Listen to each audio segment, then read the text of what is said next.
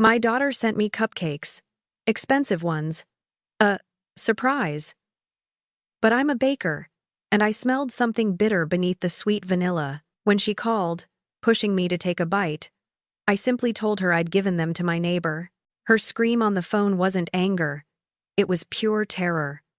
You won't believe what happened next. Like, share, and let us know where you're listening from. The doorbell chimed, a bright, insistent sound that cut through the quiet hum of Eleanor's kitchen. She wasn't expecting anyone.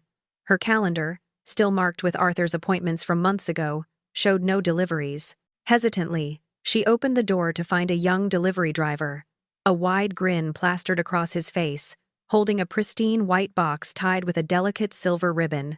"Eleanor Vance?" he asked, his voice cheerful. "Yes, that's me," she replied, her brows furrowed in confusion. "A special delivery for you. From Serafina," he announced, handing over the box with a flourish. Serafina. Her daughter. Eleanor's initial surprise was quickly tinged with an unfamiliar unease. Serafina was not one for thoughtful gifts, especially not spontaneous ones. Her gestures usually came with a price, a thinly veiled request, or a guilt trip attached. Yet, here was this elegant box, surprisingly heavy, hinting at something luxurious within. Inside, nestled on a bed of tissue paper, were 6 perfectly frosted cupcakes, each a miniature work of art. Swirls of creamy vanilla buttercream topped golden sponge, adorned with delicate sugar pearls that shimmered under the kitchen light. They looked incredibly expensive, the kind you'd buy from an artisanal bakery that charged more for presentation than for taste. As an experienced baker herself, Eleanor appreciated the craftsmanship, but a peculiar tightness began to form in her chest. Serafina, who considered boiling water a culinary triumph, certainly hadn't made these herself. But why send them? Eleanor leaned closer, her professional instincts kicking in. She inhaled deeply, expecting the comforting scent of vanilla, sugar, and butter. Instead, beneath the dominant sweetness, a subtle, almost metallic tang pricked her nostrils. It was faint, barely discernible, but unmistakable to her sensitive palate, honed over decades of baking. A bitter, chemical undertone lurked beneath the deceptively innocent vanilla. Her hands, calloused and strong from years of kneading dough and piping frosting, began to tremble ever so slightly. A chill snaked up her spine, quickly eclipsing the fleeting warmth of receiving a gift from her daughter. Her mind raced, sifting through recent memories. Serafina's voice, a constant refrain in her life lately, had taken on a demanding edge. Always money. Always asking. The urgent requests for funds had escalated in the past few months, culminating in a bitter argument just last week. Serafina had accused Eleanor of hoarding, of not caring about her daughter's future, her well-being. The words had stung, cutting deeper than any physical wound. Eleanor thought of Arthur, her beloved husband, gone now for 6 months. His absence was a gaping hole in her life, a constant ache that never fully subsided, but his death had also brought with it a substantial inheritance. Arthur had been a successful man, and he'd left everything to Eleanor, ensuring her comfort and security for the rest of her days. Serafina knew this. Everyone knew this.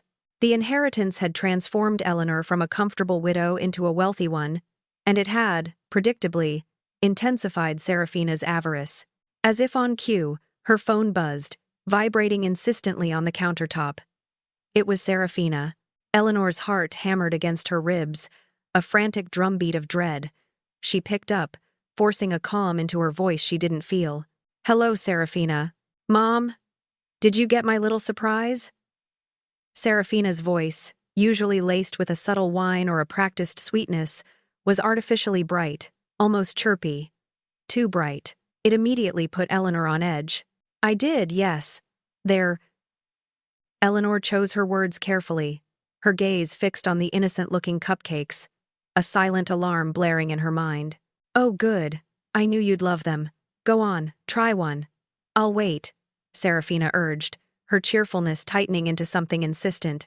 "They're from that new place downtown, the really fancy one. I splurged just for you." Eleanor's blood ran cold. "Go ahead, take a bite." I'll wait. The words hung in the air, a sinister command. It wasn't a suggestion. It was an order, an expectation. This wasn't a loving gesture. It was a trap. The faint, bitter aroma from the cupcakes suddenly felt overpowering, choking her. Her mind, sharp and quick even at her age, raced for an escape. She had to deflect, to buy time. "Oh, I already did something with them, dear," Eleanor said, her voice surprisingly steady, a calm she certainly wasn't experiencing internally. "You know how Agnes next door has been struggling since her husband passed? She's been so down lately, and her granddaughter came to visit, so I thought it would be a nice treat for them. I just popped them over. They looked so lovely. I knew they'd cheer her up." A beat of absolute silence stretched across the phone line, so profound it was almost deafening. The chirpy facade Serafina had maintained shattered instantly. When her daughter finally spoke again, her voice was stripped of its artificial brightness, replaced by a low, cold hiss that made Eleanor recoil. "What did you just say?" Serafina breathed, the words barely audible, yet vibrating with an intensity that sent a fresh wave of terror through Eleanor. "You gave them away?" Then, the hiss erupted into a full-blown shriek, a raw, primal sound of pure panic that tore through Eleanor's eardrum. "What have you done? You gave them to who? When? How long ago?" The questions tumbled out, rapid fire, desperate, laced with an unspeakable horror that had nothing to do with Eleanor's well-being. In that horrifying instant, Eleanor understood. Serafina's terror wasn't from a shared gift, a kind gesture gone astray. It was the absolute, unadulterated fear of a meticulously planned act, spiraling irrevocably out of control. Her daughter hadn't been worried about Agnes enjoying a sweet treat. She was terrified of what Agnes might consume. "They're not just—" Serafina stammered, her voice suddenly cracking, a desperate attempt to retrieve the words, to pull back from the precipice of her confession. But the damage was done. The truth, in all its ugly, horrifying glory, hung heavy in the air. Before Eleanor could even process the full implication, before she could utter a single word, the line went dead, leaving her in a silence far more chilling than the scream that had preceded it. The phone slipped from Eleanor's numb fingers, clattering onto the worn wooden floor. She stared at the spot where the cupcakes had sat, now empty. A profound, icy certainty settled in her bones, colder than any winter wind. With chilling, heartbreaking clarity, Eleanor knew her own daughter, her flesh and blood, had tried to poison her. The silence that followed Serafina's dropped call was not empty. It was filled with the deafening roar of a mother's shattered heart. Eleanor spent a sleepless night, her mind a whirlwind of disbelief, horror, and a chilling certainty. Each time she closed her eyes, she saw Serafina's artificially bright smile, heard the insistent demand to take a bite, and then the raw, unmasked terror in her daughter's scream. The weight of it pressed down on her, confirming beyond a shadow of a doubt that Serafina, her own child, harbored a sinister intent. How could a mother, who had nurtured and loved, face such a monstrous betrayal? The first light of dawn brought not peace, but a cold resolve. Eleanor carefully retrieved one of the cupcakes from the kitchen counter. She hadn't, in fact, given all of them to Agnes. A flicker of intuition, a primal urge for self-preservation, had made her keep one, an unspoken testament to the nagging suspicion that had begun to fester even before the phone call. With the cupcake safely enclosed in a plastic container, she drove to Dr. Alvarez's office, her trusted physician for over 20 years. Dr. Alvarez, a man of quiet competence and a gentle demeanor, listened with a somber expression as Eleanor, her voice hushed, explained her fears and the peculiar circumstances surrounding the gift. She omitted the part about Serafina's panicked phone call, simply stating her unease and requesting a thorough food safety analysis. "I just have a feeling, doctor," she had said, her eyes pleading. "Please, can you just check it?" "Doctor." Alvarez nodded, his gaze serious. "I'll send it to the lab immediately. We'll get you answers."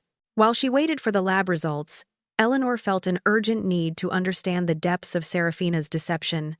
She started her own quiet investigation, beginning with Serafina's social media profiles. What she found was a jarring contradiction to the narrative of struggle and financial hardship Serafina consistently fed her. There were countless posts showcasing lavish vacations, sun-drenched beaches, bustling European cityscapes, designer shopping bags casually displayed in hotel rooms. New luxury purchases were flaunted: a gleaming sports car, expensive jewelry, haute couture clothing. Each carefully curated image painted a picture of extravagant living, sharply at odds with Serafina's constant pleas for money, her laments about insurmountable debt, and her desperate claims of needing funds to keep her business afloat. The anger, cold and sharp, began to replace the initial shock. Next, Eleanor called Brenda, an old friend from her church group who also happened to be a senior loan officer at their local bank. Without revealing her deepest fears, Eleanor subtly steered the conversation toward Serafina, asking casual questions about her financial stability. Brenda, ever discreet, couldn't divulge specifics, but her tone, weighted with subtle pauses and carefully chosen words, spoke volumes. "Eleanor, you know I can't discuss client accounts," Brenda had begun, her voice lowered. "But let's just say Serafina has interesting financial priorities, not what you'd expect from someone who claims to be so hard up." The unspoken message was clear. Serafina was spending lavishly, living beyond her means, and her struggles were likely a fabrication designed to extract money from her mother. Back home, Eleanor retreated to Arthur's study, a room she hadn't touched much since his passing, still imbued with the scent of his old books and pipe tobacco. Arthur, a meticulous man, had kept impeccable records of everything, especially his finances. Eleanor spent hours sifting through ledgers, bank statements, and investment portfolios. What she unearthed was a staggering revelation: entry after entry, detailed payments to Serafina, carefully documented with dates and amounts. Arthur had, over the years, provided financial assistance to their daughter, often at Eleanor's gentle insistence. But the sum was far greater than Eleanor had ever imagined. Serafina had lied to them both, portraying her financial woes as constant. Yet Arthur's records showed a clear pattern: a continuous flow of funds from him to her, totaling well over $60,000 in the last 5 years alone. This wasn't merely assistance. It was an allowance that Serafina had actively concealed from Eleanor. Then, buried within a box of Arthur's personal notes, Eleanor found something that made her blood run cold. A disturbing entry, dated just weeks before Arthur's sudden death from what had been ruled a heart attack, detailed a conversation with Serafina. Arthur had written, "Serafina, surprisingly keen on inheritance details, asked repeatedly about my will, power of attorney documents. Oddly specific questions about Eleanor's access to funds should anything happen to me." Concerned, the words swam before Eleanor's eyes, connecting a terrifying chain of events. Serafina's intense interest in the will, her insistence on knowing about Eleanor's access to funds, and then Arthur's unexpected passing. A cold dread seeped into Eleanor's bones, suggesting a darkness far deeper than mere avarice. The phone rang, startling her, pulling her from the chilling depths of Arthur's study. It was Dr. Alvarez.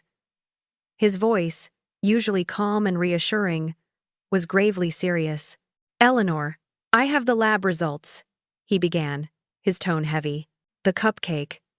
It tested positive for a significant amount of diazepam. A very high dose, far beyond therapeutic levels. Combined with your current blood pressure medication, it would have been highly toxic, potentially fatal." Eleanor felt the world tilt on its axis. Diazepam. A powerful sedative, not a quick, violent poison, but one that would gently, insidiously, lull her into unconsciousness, perhaps a coma, mimicking a natural decline, especially given her age and the interaction with her existing medication. She stumbled out of the study, the phone still pressed to her ear, the words echoing in her mind. Serafina hadn't intended a dramatic, instantaneous murder. She had planned a slow, quiet exit, one that would look like a natural tragedy. The motive clicked into place with terrifying clarity. To incapacitate, to kill, for immediate access to Arthur's wealth. But why such urgency? If she wanted the money, she could have simply waited. Unless, driven by a desperate need for answers, Eleanor returned to Arthur's financial documents, her hands trembling as she searched for his will. She found it, carefully filed, along with a separate, sealed envelope marked codicil. With shaking fingers, she broke the seal. Inside, Arthur's familiar, precise handwriting filled the page. He had established a comprehensive trust for Serafina's inheritance. It stipulated that Serafina would receive funds gradually, in controlled disbursements over many years, only upon Eleanor's explicit approval. The codicil stated that if Eleanor were to pass away, the remaining funds would then be managed by a financial institution until Serafina reached the age of 55, with strict guidelines on withdrawals. The only way Serafina could gain immediate, unfettered access to the vast sums of money was if Eleanor herself chose to override the trust and grant her full control. Arthur, in his wisdom and foresight, had created a safeguard. He had known his daughter's impulsive nature, her reckless spending. He had protected Eleanor, and in doing so, had unwittingly signed his own death warrant by creating a barrier between Serafina and the instant gratification she craved. And now, he had also inadvertently placed Eleanor in mortal danger. As if to confirm her darkest fears, her phone rang again. It was Serafina. Eleanor's breath hitched. She answered, her voice a calm mask. "Mom," Serafina said, her voice carefully controlled, devoid of the panic from yesterday, replaced now by a practiced, saccharine sweetness. "I've been thinking about yesterday. I was so worried when you said you'd given them away. It was a special treat, and I just wanted you to enjoy it." "I'm so sorry," I snapped. Her apology felt like sandpaper against Eleanor's skin. "Can I come over tomorrow? I want to make it up to you." Eleanor's heart pounded, a silent warning drum. Serafina wasn't coming to apologize. She was coming back, for another attempt. "Yes, dear," Eleanor replied, her voice steady, belying the storm raging within her. "Come over tomorrow. We'll talk." "Oh, teen." She hung up, her gaze fixed on the empty spot where the cupcakes had once sat. A cold dread settled over her, but beneath it, a steel resolve began to form. Serafina was coming, and this time, Eleanor would be ready. The second sleepless night was different from the first. The raw, gut-wrenching pain of betrayal had solidified into a cold, hard resolve. Eleanor, no longer just a grieving widow or a confused mother, was now a strategist. She spent the long hours before dawn meticulously planning, every detail accounted for, every contingency considered.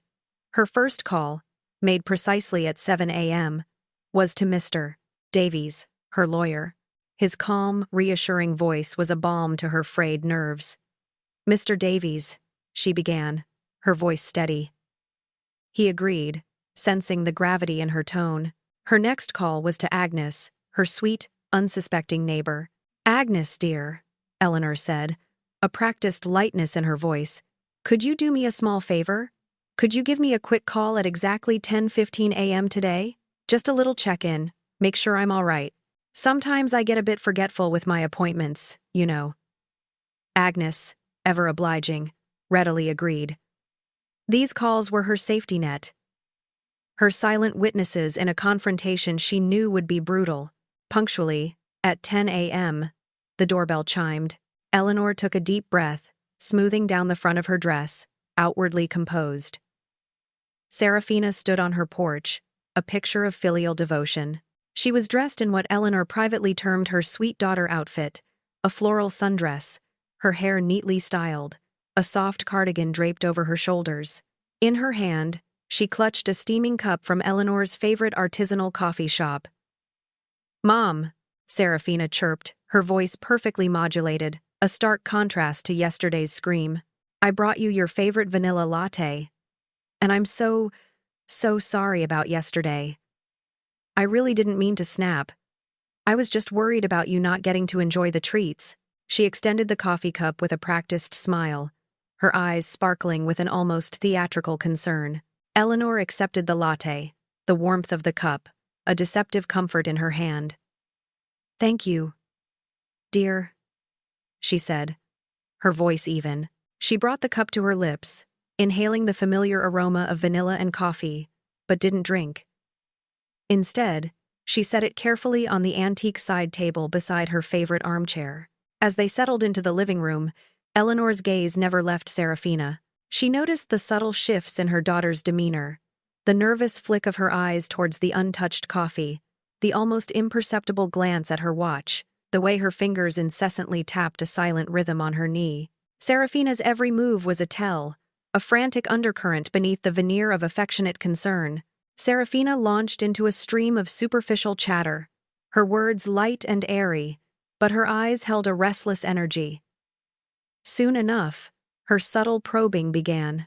Mom, with everything going on, Dad's estate, all that paperwork.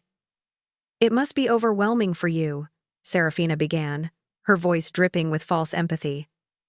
I really should help you. Look over things. Make sure everything is updated. It's a lot for one person to handle. She leaned forward, her expression earnest, pushing for access, for control. Eleanor listened, her expression unreadable. She let Serafina finish, her monologue of feigned concern hanging in the air. Then, Eleanor leaned forward too, mirroring her daughter's posture, but her eyes held a chilling intensity that cut through Serafina's practiced charm. Serafina, Eleanor said, her voice low and steady. Where did you get the money for those expensive cupcakes yesterday? And this coffee today? The question, so deceptively simple, landed like a punch. Serafina's carefully constructed mask began to crack. Her eyes darted away. Her forced smile faltered, replaced by a flicker of irritation. Mom, really? Is that what you're worried about? It was a gift. I'm trying to get my business off the ground. Sometimes I splurge a little. It was for you. She waved her hand dismissively, her tone defensive, agitated. The sweetness was gone, replaced by a brittle edge. Eleanor remained calm, her gaze unwavering. She leaned in closer, her voice dropping to a whisper, though it resonated with a power that transcended volume. It means, she stated. I know what was in those cupcakes. Serafina's face drained of color, turning a ghastly white. The last vestiges of her composure evaporated, leaving behind a raw, naked fear. Her lips trembled, but no sound escaped. Then, a flicker of something colder, harder, settled in her eyes. It was the look of a cornered animal, dangerous and desperate. Eleanor continued, her voice clear and precise, each word a hammer blow. Dr. Alvarez confirmed it. A fatal dose of diazepam, enough to put me in a permanent sleep, especially with my blood pressure medication. Eleanor paused, letting the words hang in the air, watching as Serafina visibly crumbled. He has the lab report. The police will have it too, should anything happen to me. Mom, you don't understand, Serafina stammered, her voice a desperate, panicked whisper. Her previous anger dissolved into a desperate plea. I'm in real trouble. Real trouble. I owe people money. Dangerous people. They're threatening me, Mom. They said they'd hurt me if I didn't pay. They know about you, about Dad's money. Tears. Real tears this time. Welled in her eyes, though Eleanor now questioned their sincerity. I just needed access to some of the inheritance money, quickly, just enough to pay them off. I was desperate, Mom. You just wouldn't listen. She admitted it then, the words tumbling out in a rush of self-pity and fear. She explained that a lawyer was due to help her speed things along, to gain access to the trust funds while Eleanor was conveniently incapacitated. A lawyer. Just as Arthur had documented, it wasn't about her grief or her struggles.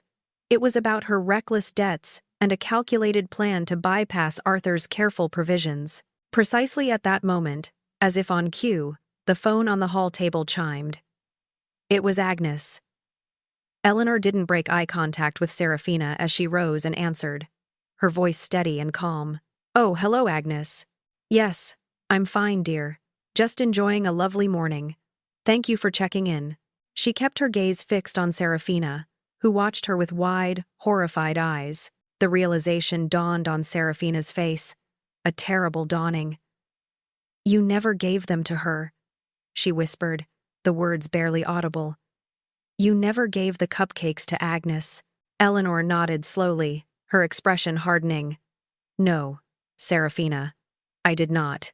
The last remnants of Serafina's false contrition evaporated, replaced by a terrifying blend of fear and outrage. "But I told you. They're going to hurt me, Mom. Do you understand? These people are serious. They'll hurt me. Or worse." Her voice rose, becoming shrill. "You tried to poison your own mother," Eleanor retorted, her voice cutting through Serafina's hysteria. "For financial security? For your debts?" The accusation hung heavy in the air. Unforgivable. A cold fury settled on Serafina's face, extinguishing any lingering trace of vulnerability. Her eyes, once brimming with crocodile tears, turned hard and resentful. "You're going to die anyway, Mom," she spat, her voice laced with venom. "You're 68 years old. It was just a matter of time. I just sped things up." Eleanor felt a wave of nausea, then a surge of white-hot rage that eclipsed even her fear. "Get out," she commanded, her voice like ice. "Get out of my house, Serafina. Now." The venom in Serafina's parting words. "You're going to die anyway, Mom. You're 68 years old. It was just a matter of time. I just sped things up," echoed in the empty living room long after she slammed the door. Eleanor stood rooted to the spot, trembling not with fear, but with a profound rage that burned away the last vestiges of her maternal love. She was no longer dealing with a wayward daughter, but a predator. Barely 20 minutes after Serafina's departure, the doorbell rang again. Eleanor, her nerves frayed, opened it cautiously. Standing on her porch was a slick-haired man in an expensive suit, carrying a briefcase. His eyes held an expectant, almost predatory gleam. "Mr. Sterling, I presume?" Eleanor asked, her voice surprisingly steady. The man looked startled, his polished smile faltering. "Yes, Mrs. Vance. I'm here. For Serafina. She said she had an appointment for me to review some documents." His gaze flickered past Eleanor into the living room, clearly expecting to find his drugged client, slumped and pliable. Eleanor stepped forward, her posture rigid. "Mr. Sterling," she said, her voice cutting through his practiced charm. "You expected to find me incapacitated, didn't you? You expected to waltz in here and take advantage of an elderly woman conspiring with my daughter to strip me of my assets." She held his gaze, her eyes blazing with an accusation he couldn't deflect. Mr. Sterling's face, which had been so eager moments before, turned a sickly shade of pale. The shock of his plan's failure, and the unexpected clarity of Eleanor's mind, hit him visibly. He stammered, his professionalism crumbling. "Mrs. Vance, I don't know what you're talking about. I was simply here to offer legal assistance. There must be a misunderstanding." He clutched his briefcase tighter, backing away slowly. I think I've made a mistake. My apologies." Without another word, he turned on his heel and practically ran down the driveway, his expensive shoes crunching rapidly on the gravel. Eleanor watched him go, a grim satisfaction settling over her. One piece of Serafina's scheme had been neutralized. Moments later, Mr. Davies arrived, his demeanor calm and reassuring, a stark contrast to the panicked lawyer who had just fled. He found Eleanor in the living room, composed but visibly shaken. She recounted everything, from the suspicious cupcakes and the lab report to Serafina's panicked confession, her lawyer's arrival, and her daughter's final, chilling threat. Mr. Davies listened intently, his expression growing graver with each detail. When she finished, a heavy silence filled the room. "Eleanor," Mr. Davies finally said, his voice laced with serious concern. "This is attempted poisoning at minimum. And with her confession, it moves into a very serious criminal offense. Have you considered going to the police?" Eleanor shook her head, a weary sigh escaping her lips. "Not yet, Mr. Davies. Not right now. I need to protect myself first, legally. If I go to the police now, Serafina will know I know everything, and she'll be even more desperate. I need to secure my position, to make sure she can't touch my assets, and to ensure that if anything does happen to me, she gains nothing.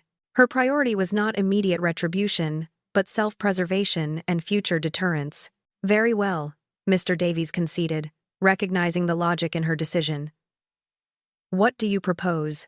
I want to update my will immediately, Eleanor stated, her voice firm. If anything suspicious happens to me, if I pass away under any circumstances that aren't natural and fully investigated, I want Serafina to be completely disinherited. Every last penny. It goes to charity, to distant relatives, to anyone but her. Mr. Davies nodded, already making notes. That's a strong deterrent, Eleanor. It removes her motive if she thinks she won't gain anything from your demise. And, Eleanor continued, I want to sign new power of attorney documents. Effective immediately. I want you, Mr. Davies, to be my sole representative. Not Serafina. She will have no legal authority over my medical decisions, my finances, or anything else. Mr. Davies agreed, commendation in his eyes for her quick thinking. We can draw these up right away. I'll have my office prioritize them. But Eleanor, he warned, his expression serious once more, Serafina will not know about these changes immediately. There might be a window before she learns that her path to your inheritance is fully blocked. She might try again. Be vigilant. His words proved prophetic. 3 days later, the air in Eleanor's home still felt heavy with the lingering tension of the confrontation. She had taken Mr. Davies's warning to heart, locking her doors, keeping an eye on her surroundings, but she hadn't anticipated the brazenness of Serafina's next move. She was in the kitchen, making a cup of tea, when she heard the distinct sound of a key turning in the front door lock. Her old key. Serafina still had one. Eleanor's heart leaped into her throat, but she forced herself to breathe, to remain calm. Serafina swept into the living room, not alone this time. She was accompanied by 2 people. One was a smartly dressed woman in a severe business suit, carrying a large leather portfolio. Dr. Bethany Crane, as Serafina introduced her, her voice falsely sweet. The other was a hulking, silent man, Marcus Thorne, whose imposing presence radiated menace. Mom, Serafina began, her voice dripping with an almost sickly concern. We're worried about you. Really worried. You've been so forgetful lately, and saying such strange things. And you snapped at me the other day, which is so unlike you. She turned to the doctor, her eyes wide with feigned distress. She's been having memory concerns, doctor, and she's developed a terrible paranoia. Her behavior has become quite erratic. Dr. Crane, a woman with sharp, unblinking eyes and a cold, professional demeanor, stepped forward. Mrs. Vance, she began, her voice smooth but authoritative. We're here to help you. Your daughter has expressed serious concerns about your well-being and mental state. We believe an intervention is necessary. We have some forms here to clarify your legal status and ensure you receive the care you need. She gestured to the forms in her portfolio, implying a swift and irreversible process. Marcus Thorne, the large man, took a step closer to Eleanor, his presence looming, his expression devoid of emotion. He didn't speak, but his message was clear. Cooperate, or face the consequences. The unspoken threat hung heavy in the air. If Eleanor didn't sign the forms, she might be taken somewhere safe, for her own protection. A euphemism for involuntary commitment. This wasn't about her health. It was about stripping her of her autonomy, making her a ward of the state, and giving Serafina unfettered access to her assets. Eleanor felt a wave of cold fury, but she maintained her composure, her face a mask of mild confusion. She wasn't an easy target. She knew exactly what they were trying to do. Oh dear, she said, her voice a little shaky, playing the part of the confused elderly woman. This is all a bit much. I think I need to use the restroom, if you'll excuse me. It was a delaying tactic, a strategic withdrawal. Serafina glanced at Dr. Crane, then at Marcus Thorne, a flicker of irritation crossing her face. Mom, can't you just— No, dear, Eleanor interrupted, her voice gaining a surprising firmness. When an old woman needs to go, she needs to go. I wouldn't want to make a mess in front of your guests. Dr. Crane exchanged a look with Serafina, then nodded to Marcus Thorne. Mr. Thorne will escort you, Mrs. Vance, for your safety. Marcus Thorne stepped closer, his heavy footsteps echoing on the polished floor. Eleanor didn't resist. She needed a moment, a chance to think, to regroup, and she knew just what she was going to do next. The story continues. Don't miss a single twist. If you're captivated by Eleanor's journey, please like this video, share it with your friends, and subscribe to my channel so you don't miss the next part of this incredible true story.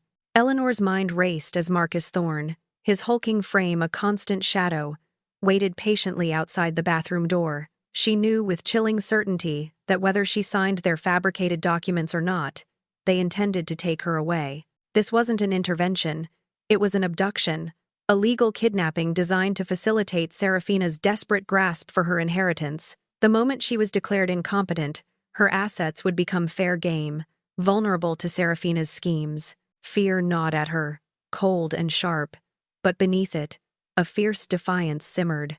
She had to play her hand, and she had to play it now.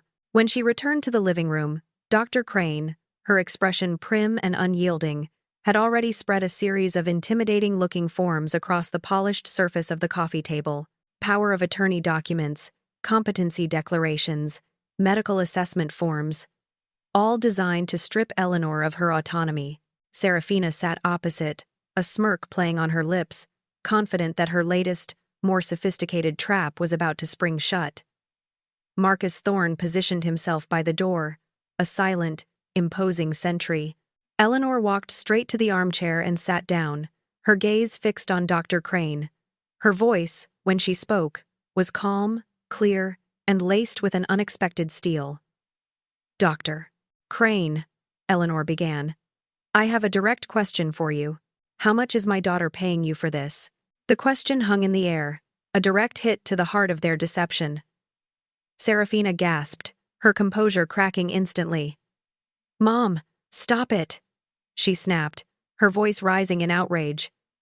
Dr. Crane is a respected professional. She's here to help you, not to be insulted. Dr. Crane, however, merely blinked, a flicker of something unreadable in her eyes. Her professional facade was momentarily ruffled, but she quickly recomposed herself. Mrs. Vance, that is an inappropriate question. My fees are standard for a professional consultation and assessment, arranged through your daughter for your well-being. Eleanor ignored Serafina's outburst and Dr. Crane's glib response. She leaned forward, her eyes unwavering. I don't believe you are Dr. Crane, or a medical doctor at all, Eleanor stated, her voice resonating with conviction. I demand to see your medical license number. Right now, because if you cannot produce it, I will be calling the medical board, the police, and my lawyer to report you for impersonation and attempted fraud. Marcus Thorne, who had been leaning casually against the doorframe, straightened up, his eyes narrowing. He took a menacing step forward, clearly intending to intimidate her into silence. His sheer size was designed to inspire fear, to make her cower. But Eleanor didn't flinch. This was her moment. She looked past Thorne, directly at Serafina, her voice ringing with newfound authority. You see, Serafina, this little charade won't work. Her gaze swept to Dr. Crane, then back to her daughter. Because my lawyer has already been here. Mr. Davies, an actual, legitimate lawyer. And he has already updated my will and my power of attorney documents. The words landed like an explosive charge in the quiet room. Serafina's face, which had been a mask of smug assurance, drained of all color, turning a ghastly shade of white. Her mouth fell open slightly as she let out a strangled gasp. You... what? She whispered, the single word loaded with disbelief and dawning horror. Eleanor pressed her advantage, her voice unwavering. If anything, and I mean anything, happens to me under suspicious circumstances, a sudden illness, an accident, an intervention that goes wrong, Serafina, you inherit absolutely nothing. Not a single penny. Everything goes to charity, to distant cousins, to anyone but you, and Mr. Davies has all the documentation, along with Dr. Alvarez's lab report. The effect was immediate and devastating. The air in the room became thick with a palpable tension. Doctor? Crane and Marcus Thorne exchanged uneasy, furtive glances.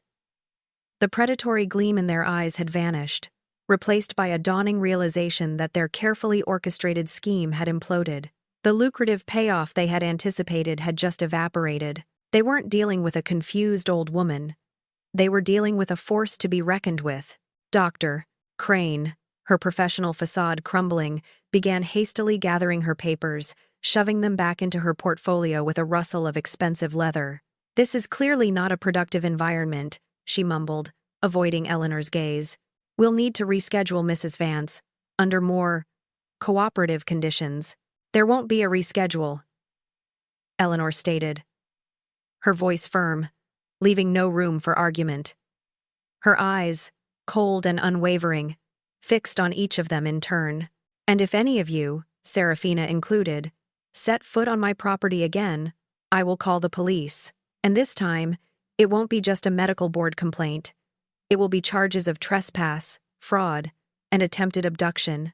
Dr. Crane and Marcus Thorne needed no further prompting. They practically stumbled out of the house, the heavy front door slamming shut behind them, leaving only Serafina in the living room, shaking with a cold, impotent rage.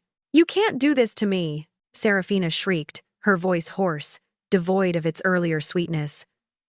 Her eyes blazed with a desperate fury. "I'm your daughter! I'm your only child!" "You stopped being my daughter," Eleanor replied, her voice filled with a profound and heartbreaking finality. "The moment you tried to poison me, the moment you brought fake doctors and thugs into my home to have me committed." Serafina recoiled as if struck. The truth in Eleanor's words was undeniable. She collapsed into a chair, her shoulders slumped, her desperation raw and exposed. "Mom, you don't understand," she pleaded, her voice dropping to a low, desperate whisper. "These people I owe. They're not going to wait forever. They're going to come for me. They'll hurt me." Eleanor looked at her daughter, a lifetime of hopes and disappointments flashing before her eyes. The pain was immense, but so was her resolve. "Serafina," she said, her voice devoid of warmth. "Those are the consequences of your choices. You made them. Now, you will deal with them."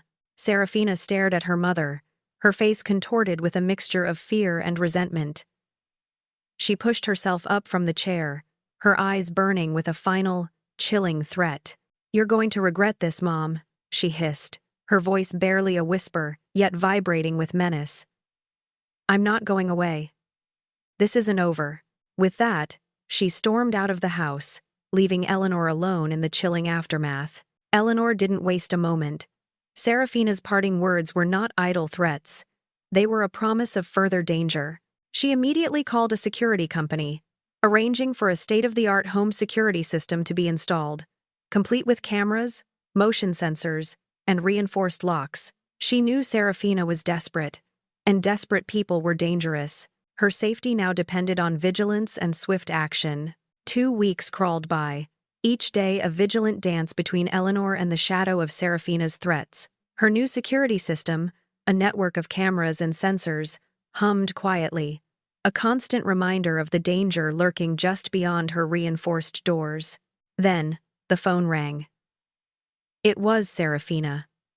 Her voice, usually sharp or falsely sweet, was now completely broken, a raw, ragged sound that spoke of genuine desperation. "Mom," she pleaded. "Please, I need to see you. Just 5 minutes, please." There was no demand, no artifice, just a profound, gut-wrenching plea. Eleanor, despite everything, felt a flicker of something stir within her. Not forgiveness, but a mother's instinct. A reluctant pull towards a child in true distress. She agreed to a brief, 5-minute meeting on the porch, a neutral zone, a boundary she was determined to maintain. Serafina arrived looking utterly disheveled.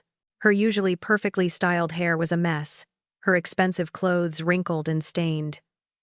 Dark circles underlined her eyes, and her face was pale, drawn with exhaustion and fear. She looked years older than her actual age. As she nervously clutched her handbag, her sleeve rode up slightly, revealing a dark, angry bruise blooming on her forearm. It was unmistakably a mark of violence, a testament to the brutal pressure of her creditors. "Mom," Serafina choked out, tears streaming down her face. Real tears this time, not the performative kind.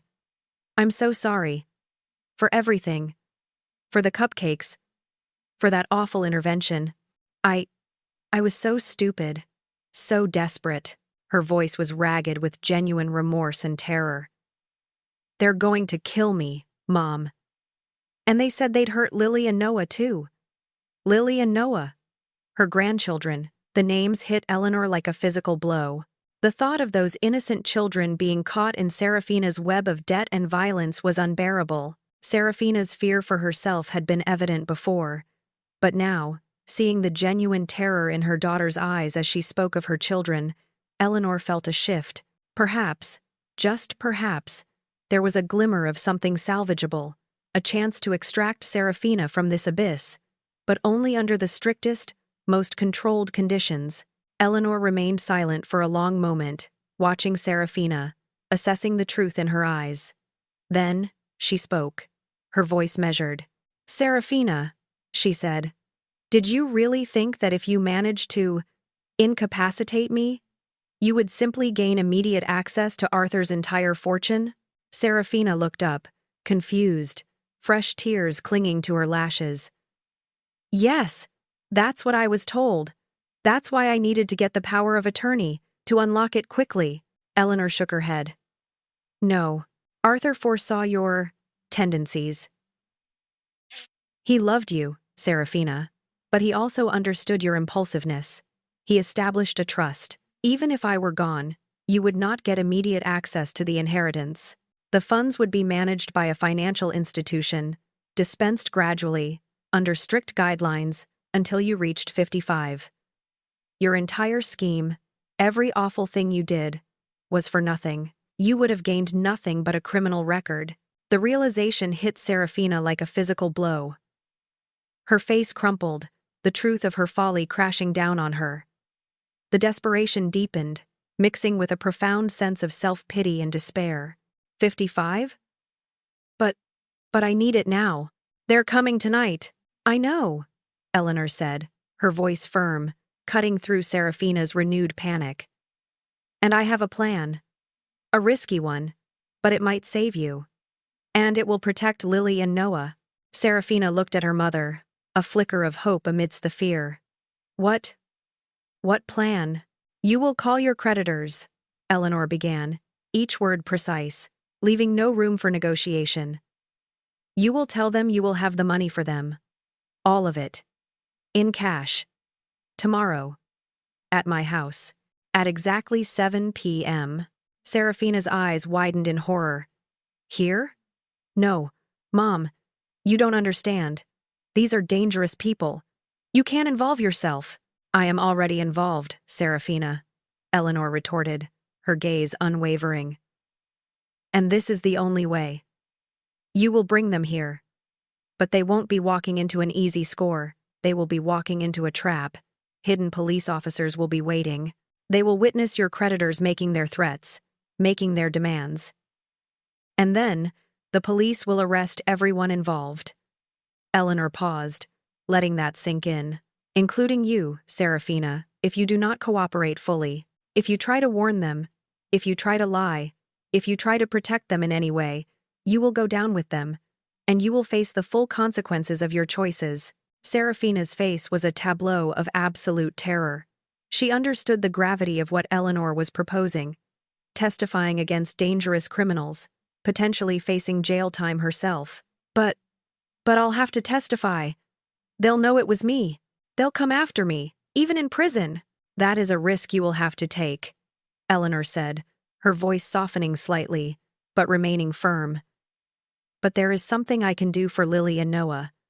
I have already made arrangements. Julian, our family friend, will pick them up from school this afternoon. They will be taken to a safe, undisclosed location. They will be protected, no matter what happens to you." Serafina stared at her mother, a strange mix of fear, awe, and a grudging admiration crossing her tear-streaked face. You really thought this through, didn't you?" she whispered, almost reverently. Eleanor met her gaze, the raw truth of her motivations in her eyes. "You're my daughter, Serafina. Despite everything you've done, despite the pain you've caused, despite the danger you've put me in, I wasn't going to let you die without trying to save you. And I certainly wasn't going to let my grandchildren be harmed because of your reckless decisions." Serafina had no other options. She was trapped, cornered by her own choices, by the menacing figures who haunted her life. This was her last, desperate chance. She slowly nodded, a single tear tracing a path down her bruised cheek. "Okay, Mom," she said, her voice barely audible. "I'll do it. I'll cooperate fully. Just, please." Eleanor watched her daughter, a knot of dread and determination tightening in her stomach. The riskiest part of this ordeal was yet to come. The next afternoon, the air in Eleanor's living room crackled with a tension that was almost suffocating. The scent of fear and impending confrontation hung heavy, despite the meticulous arrangements. Detective Miller, a seasoned officer with a calm, watchful demeanor, and Detective Lee, sharp and observant, were hidden out of sight in the adjoining dining room, their positions carefully chosen to offer an unobstructed view of the entire living room. Eleanor, wired with a discreet recording device, sat on her couch, outwardly composed, but her heart hammered a frantic rhythm against her ribs. Serafina arrived first, her face a mask of extreme nervousness. She paced anxiously by the window, constantly checking her watch, her eyes darting towards the door. She looked even more frayed than the day before, a cornered animal consumed by dread. Precisely at 2:30 p.m., a heavy knock echoed through the house, followed immediately by the unceremonious swing of the front door. Serafina had given them permission, bypassing the locks and security Eleanor had installed. A chilling wave of menace rolled into the room with Silas Blackwood, the crime boss, a man whose presence radiated cold authority. He was flanked by two burly enforcers, silent and intimidating, their eyes scanning the room with a predatory glint. "Mrs. Vance," Silas Blackwood said, his voice a low rumble, devoid of any warmth. He ignored Serafina, his gaze fixing solely on Eleanor. "My associate here tells me you're ready to settle your daughter's debts." Eleanor met his gaze, refusing to cower. "That depends," she stated, her voice steady.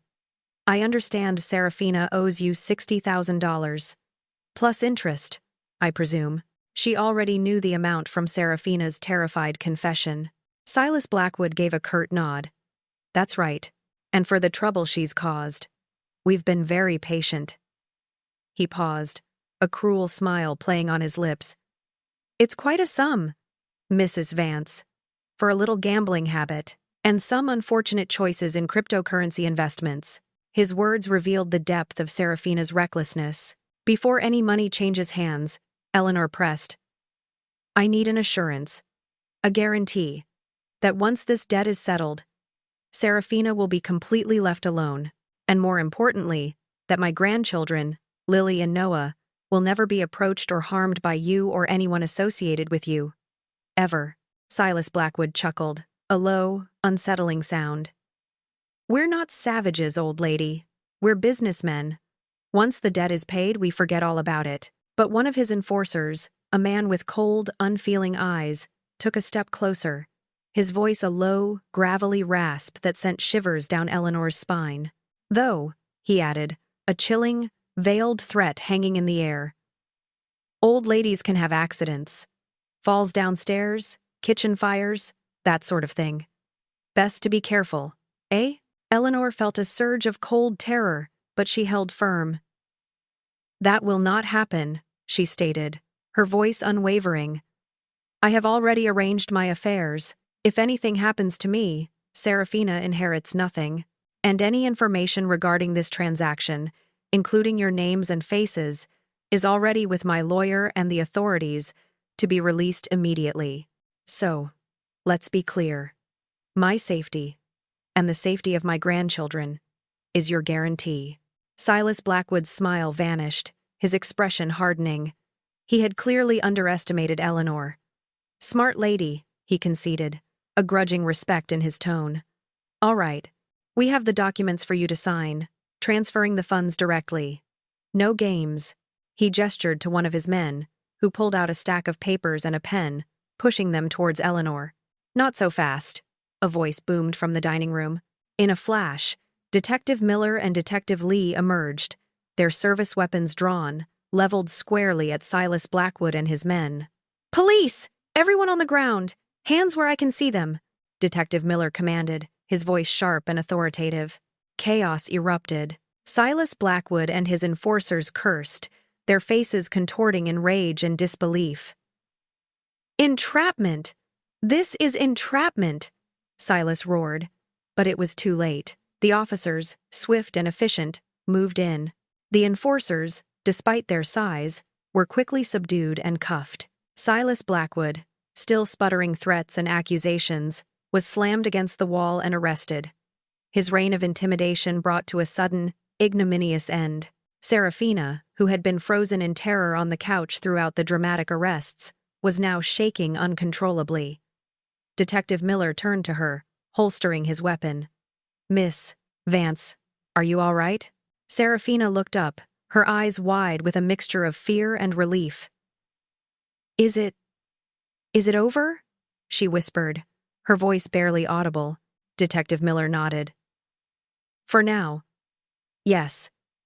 But your cooperation with the prosecutors will be crucial.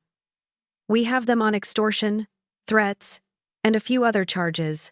Your testimony will help put them away for a long time." Eleanor walked over to Serafina, placing a hand on her trembling shoulder. "Serafina," she said, her voice filled with a complex blend of disappointment and a lingering faint hope. "Tell them the truth. All of it. Don't leave anything out. It's the only way to make sure this truly ends. Not just for you, but for Lily and Noah." Serafina looked at her mother, tears once again welling in her eyes, but this time, there was a glimmer of genuine understanding. "Okay, Mom," she promised, her voice filled with a newfound resolve. "I will. I'll tell them everything." 6 months later, the weight of the ordeal slowly began to lift from Eleanor's shoulders. Silas Blackwood and his dangerous associates were serving significant prison sentences, their criminal enterprise dismantled. Serafina, after cooperating fully with the authorities, received a plea deal: 3 years probation, mandatory community service, and court-ordered counseling for her gambling addiction, along with a restitution order to slowly pay back the money her choices had cost. She was completely disinherited from Arthur's estate. Just as Eleanor had stipulated, Eleanor, in turn, established a new, carefully managed trust for Lily and Noah, ensuring their future security, with Julian, her trusted family friend, as the independent trustee. Life, however, rarely offers neat endings. A year into Serafina's probation, Eleanor received a call from Officer Collins, her new contact at the police department.